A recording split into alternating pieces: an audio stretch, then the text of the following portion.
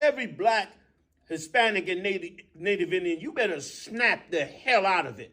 Donald Trump don't have no problem uplifting and pushing up his race. He ain't got no problem with that.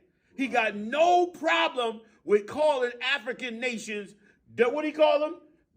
Dirty shitholes. That's right. He got no problem calling them dirty shitholes. He got no problem saying he want to get rid of all the Mexicans because they're a bunch of rapists. Right. He got no problem with none of that. He got no problem saying that the airline crashed because of DEI, so-called blacks and Latinos, when the DEI appointments was military veterans of all races who they were trying to give jobs as air traffic controllers.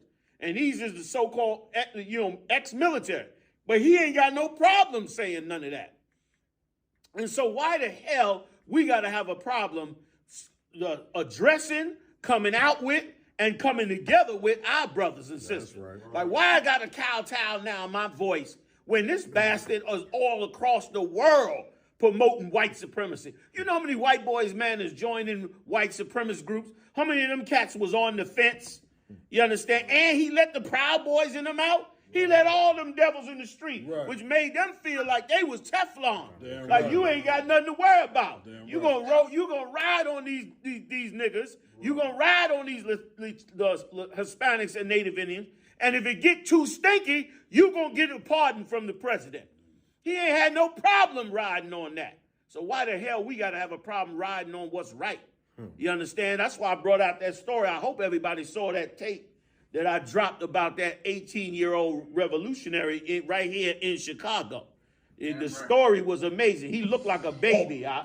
He looked like a baby, had an army with him, standing up against Esau. And a lot of you don't understand. You old foundational fools, and the rest of you out there, you don't understand when our back was against the wall, who was down with us. That's right.